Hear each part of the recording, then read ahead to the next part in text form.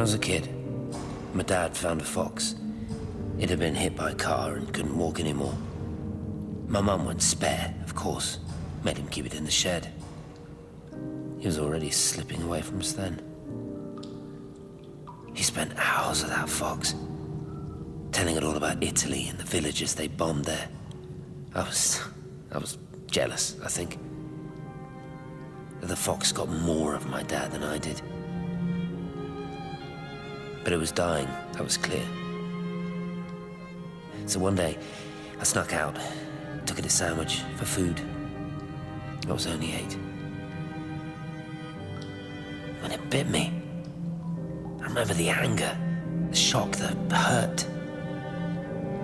Running in, screaming from the garden, my mum panicking about rabies. My dad beat it to death with a spade. Later I found him crying. I'd done it, Ken's son. That's what he said. I'd done it, Ken, it was hurting you. That's just a poor, dumb, dying animal. It doesn't know it's hurting us. Christ help us, it's left the valley. It's everywhere now. It's been 3 hours since the planes went over. I haven't been able to reach anyone on the shortwave. I'm beginning to think I may have made a terrible miscalculation.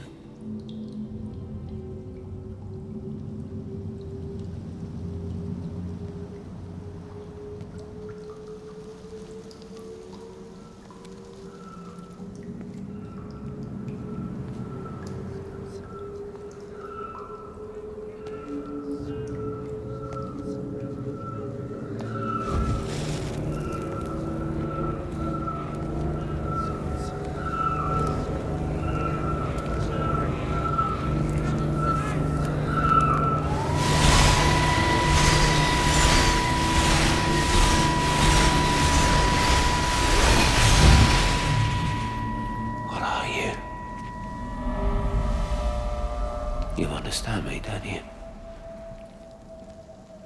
Well, there's no one left. Just me. You know what this is? What I'm gonna do? You want light? Fine. I'll give you light. After me, there's no one. You'll be all alone again. Forever. Like before. You've taken everyone I've ever loved from me. You've made me do things I never even thought I was capable of. But if you think I'm coming with you... Kate? Wait. Stop. Kate.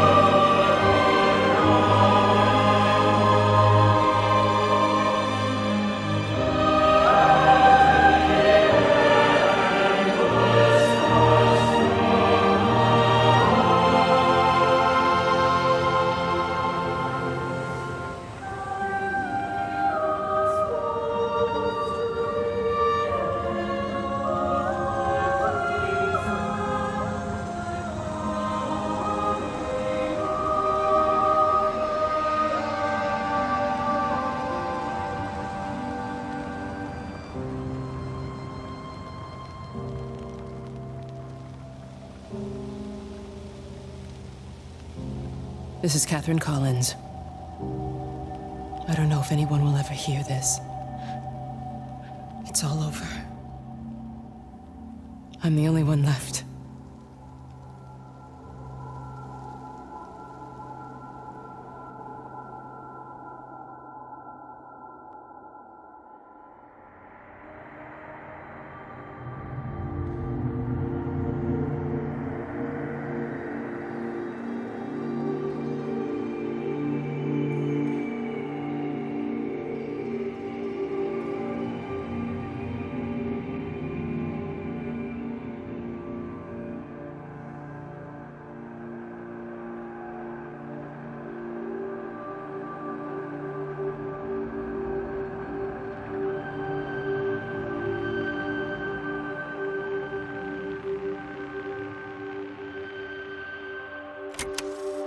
On the plane, Stephen leaned across me and pointed out of the window.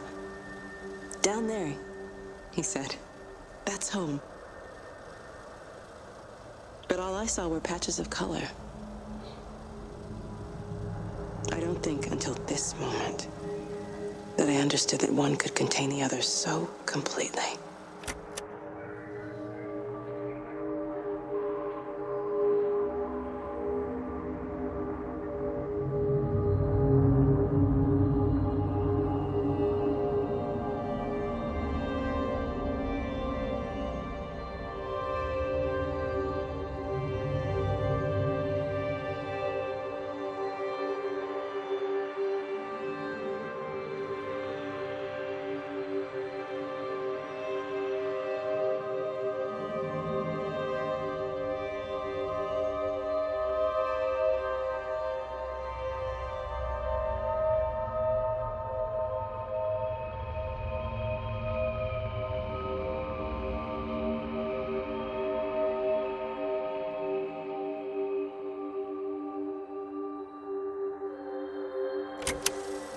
I watched a butterfly dancing in a strip of sunlight. All of its life contained in a single day. The blink of an eye between the ebb of the darkening tide. Lying there with the pattern curled around me, I saw the inevitability, the necessity of presence born from absence, the constant unfolding.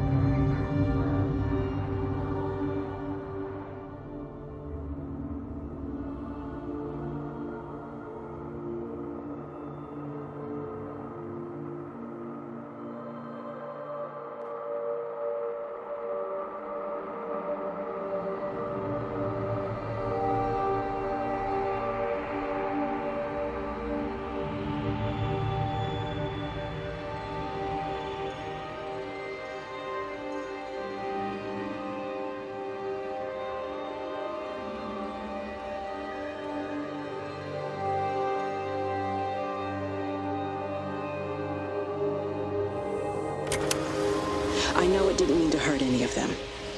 I try and explain why Lizzie tried to leave with her child and why it was wrong to stop her. I try and explain that much of what it did was wrong. It shows me Stephen and Lizzie together. And I'm happy for them. Frank walks his fields with Mary. Wendy and Edward nest together in the orchards of their love. Jeremy lies at peace with his God at last. All of them are happy because they are together. I understand it better now. It is a collector of time, of butterflies.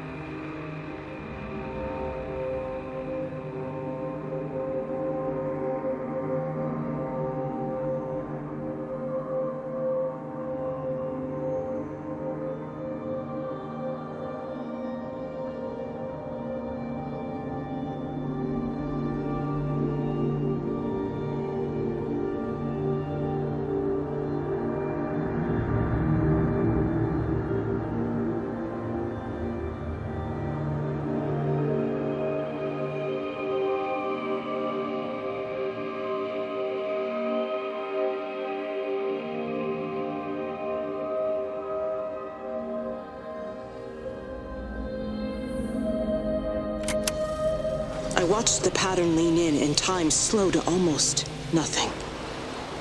I saw the flame leap from Stephen's hand and the moment hang in the air forever.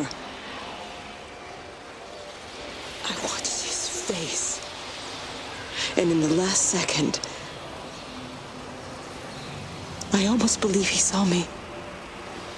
He wasn't frightened or angry.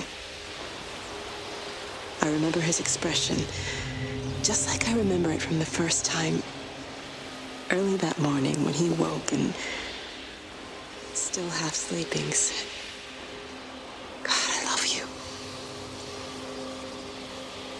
And I loved him as he entered the fire, and I let him go, knowing I wasn't ready to join him.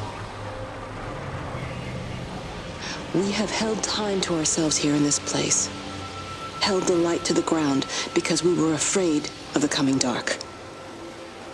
But now we understand that to cling to the light is not living.